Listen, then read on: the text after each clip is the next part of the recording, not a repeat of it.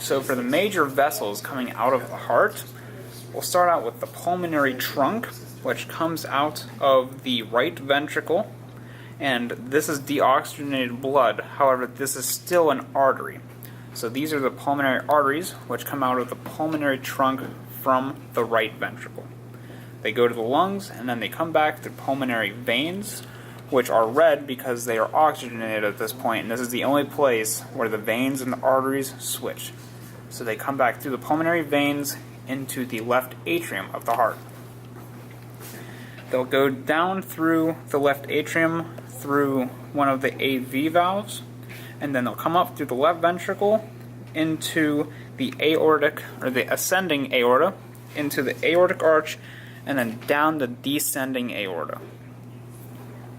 Off of the aorta, you have, on the right side of the heart, the brachiocephalic trunk. The middle would be the common carotid, and then over here is a subclavian artery. So, brachiocephalic trunk, the left common carotid, and the left subclavian artery. There are three arteries that branch off of the aortic arch.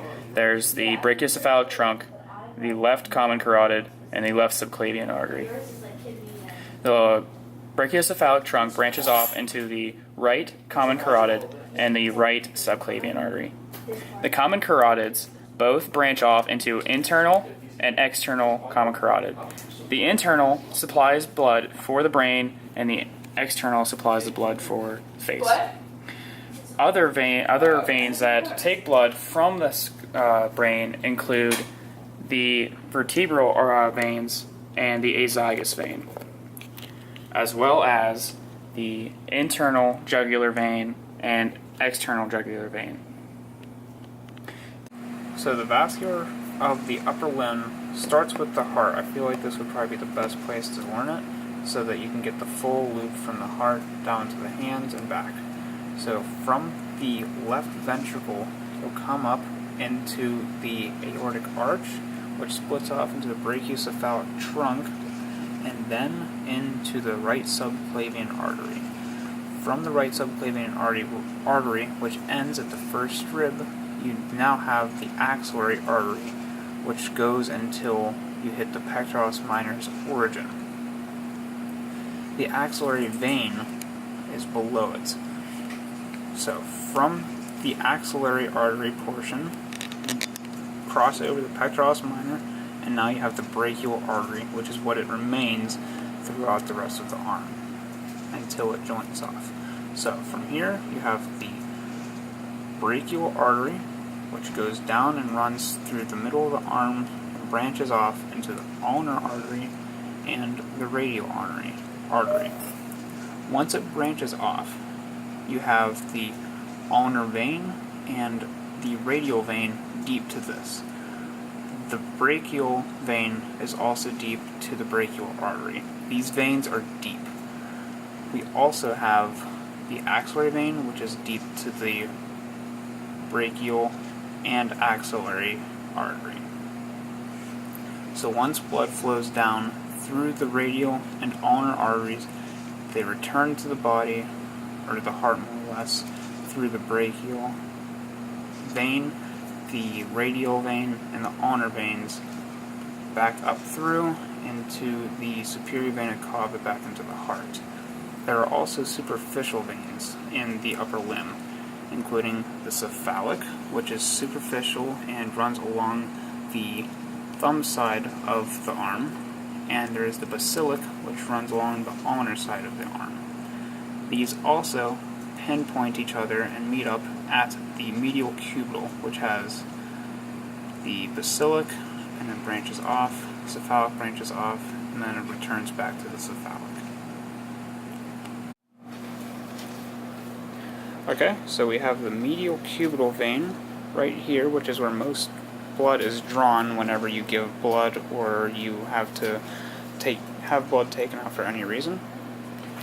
Following the medial cubital is the cephalic vein, which you can help remember by forming a C with your hand. You'll form the C with your thumb, which is on the radial side, so cephalic with the C. Over here you have your basilic vein, which runs on the ulnar side superficially.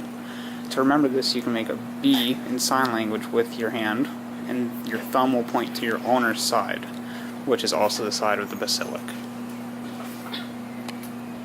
Continuing with the vasculature of the body, we move to the abdominal region. The blood flows from the descending aorta down to the abdominal aorta, which then splits off into the common iliac arteries. The common iliac arteries split off into internal and external iliac arteries. The branches of the abdominal aorta consist of the celiac trunk, the superior mesenteric artery, the renal artery, which lies just deep to the renal vein, the testicular and ovarian arteries, the inferior mesenteric arteries as well. The celiac trunk supplies the blood for the liver and the spleen. The superior mesenteric artery supplies the blood for the small intestine and some of the large intestine.